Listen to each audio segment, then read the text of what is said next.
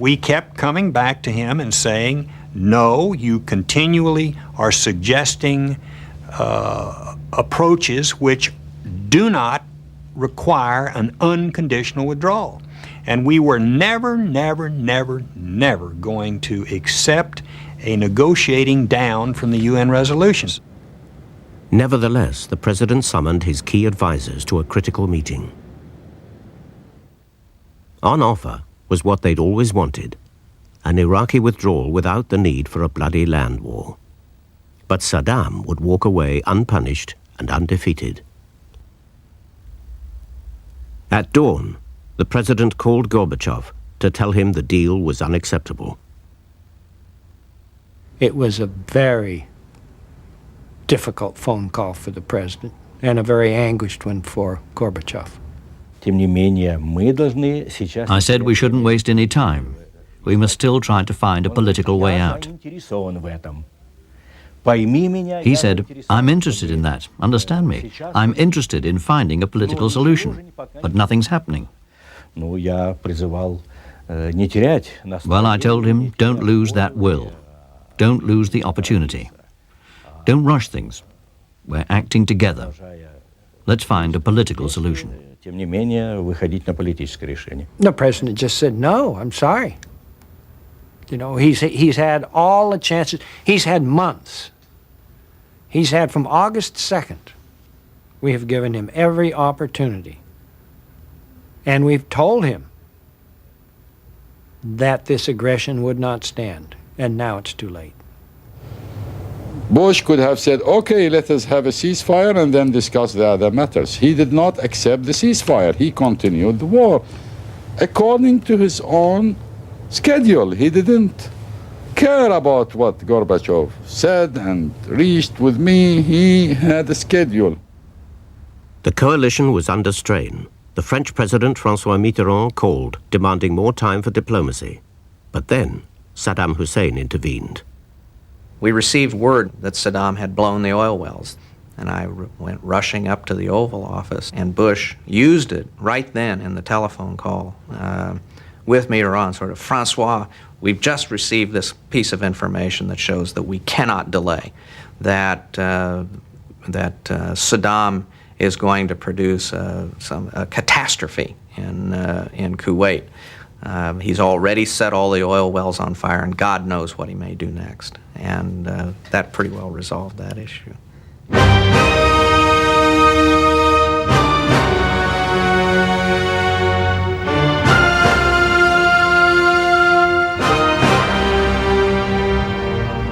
Two armies faced each other on the edge of battle.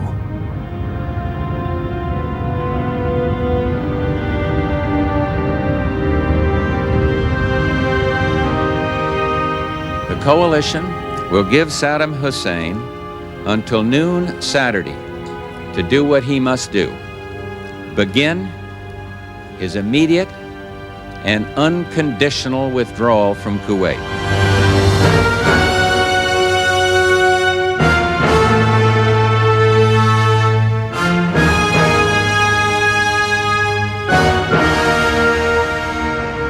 Hundreds of oil wells blazed across Kuwait. Saddam Hussein was destroying what he could not keep. He ignored George Bush's ultimatum. Obeying it would have humiliated him in the eyes of the Arab world. I have therefore directed General Norman Schwarzkopf to use all forces available to eject the Iraqi army from Kuwait. More than anything else in those final hours, I was asking myself, what did I forget? What have I missed? What more can I do? Once you have thrown the dice in the air, you can't call them back. At that point, all you can do is wait until they land on the table to see what the numbers come up. And that is a very awkward time because you can just sit there on your hands and wait. There's nothing more you can do. Schwarzkopf planned for the U.S. Marines to attack first, straight into Kuwait. He hoped this would convince the elite Republican Guard to move south to counterattack. Then, 400 miles to the west, French and American airborne troops would begin encircling the battlefield. Arab armies would support the attack into Kuwait. 24 hours after the initial assault, the heavy armor of the American and British armies would smash through the Iraqi front line and attack through the lightly defended western desert. Schwarzkopf's plan meant Walt Boomer, the commander of the U.S. Marines, would be the first to lead his men into action. Despite the air war, Boomer feared storming the minefields and barbed wire of southern Kuwait would be a murderous affair, fought under a barrage of Iraqi chemicals and nerve gas. We were outnumbered when we attacked into Kuwait. Sometimes people have lost sight of that. But in addition to being outnumbered, there was this overriding concern, overwhelming concern about chemical warfare. This just occupied most of my waking moments. Beneath smoke from the burning oil wells, the assault units pulled on the clumsy charcoal-lined suits that might save their lives in a chemical bombardment. Earlier, concern about Marine casualties had provoked an extraordinary confrontation. Weather conditions were absolutely critical. And the weather predictions that we were getting at that time were very mixed. The Marines, as you probably know, do not have a lot of heavy artillery and depend upon their aircraft to provide the close air support to replace the artillery. And Walt Boomer came to me and said he was very concerned about launching his attack when the weather was predicted to be so bad. In his office at the Pentagon, Colin Powell received a call from Schwarzkopf asking for the ground war to be delayed. We have a president who is anxious to get this over with.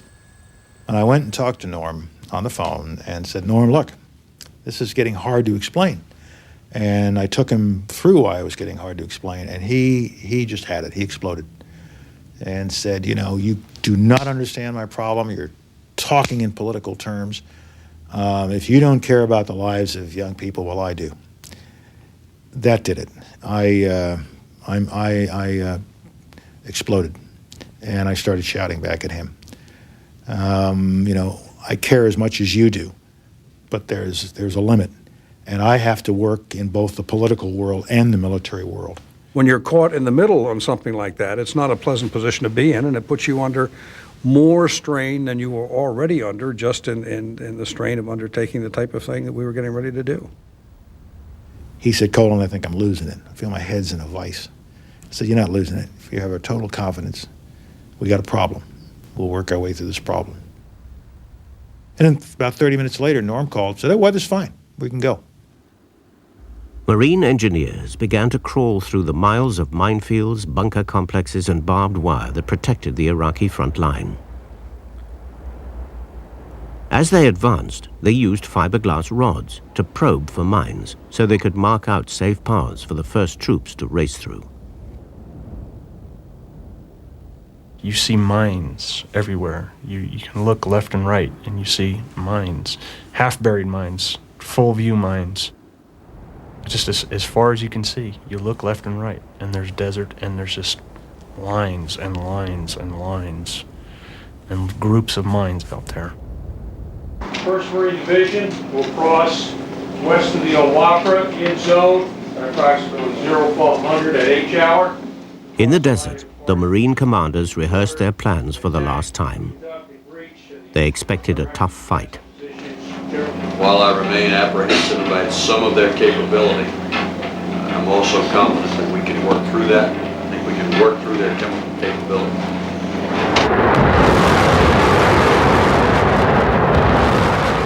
The attack began.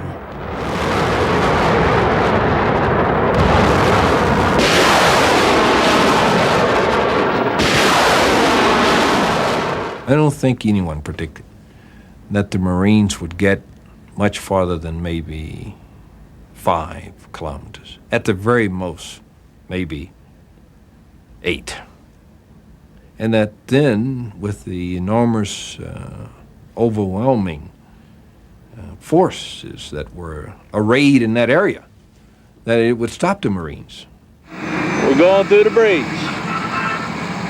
But by dawn, the generals realized something remarkable had happened. The Marine columns were driving through the enemy positions, serenaded by loudspeakers playing the Marine hymn. Iraqi fighting positions.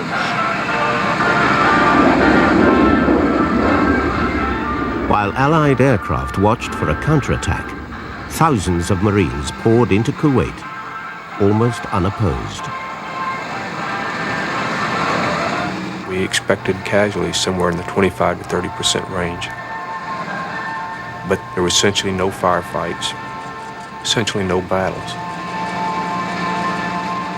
The Iraqis were there, but they elected not to fight. In many respects, they could retreat and they could surrender much faster than we could attack or advance. And that the war really became a war of collection of enemy prisoners of war. 6 weeks of relentless attack from Allied aircraft had convinced the Iraqi conscripts in the front line their cause was hopeless. Half had deserted by the time the attack came.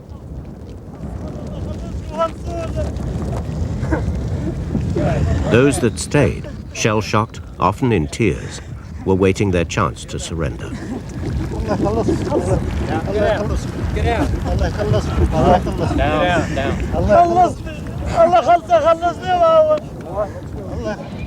In Baghdad, Saddam Hussein was told of the news. You're all right. You're all right. All right. Saddam said our young soldiers were behaving like women. They weren't fighting like real men. This wasn't fair to our proud army. Our army didn't believe in this war. It was a dirty war, this war in Kuwait. The Marines in the lead tanks headed for Saddam's second line of defense, armored divisions from the regular army. 10th Marines, this is Control. Is the last of your unit on Red 1 yet? Command posts waited for the first chemical attack. We got 10th Marines forward through yet? But Baghdad had taken a decision. Roger, Division 4. We didn't think that it was wise to use them. That's all what I can say, that it was not wise to use such kind of weapons in such kind of a war with such an enemy.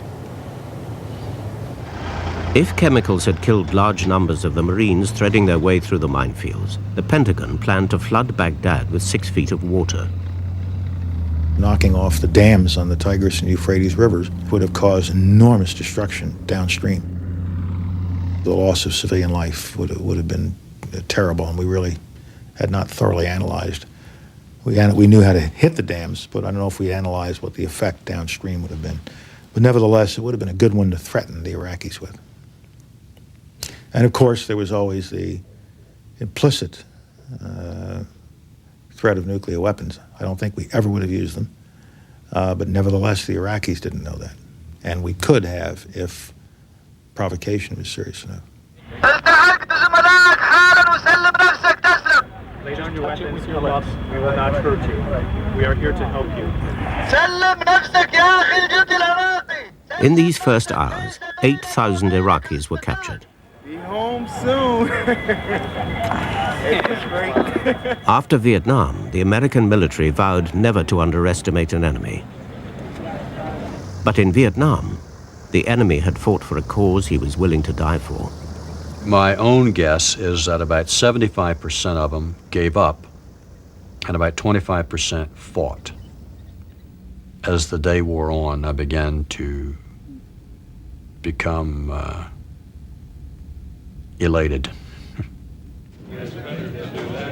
In Schwarzkopf's war room, relief mixed with the fear of heavy counterattacks. But the attacks were not materializing. By the morning's end, Schwarzkopf came to realize the Marine success was endangering his plan to trap the Republican Guard.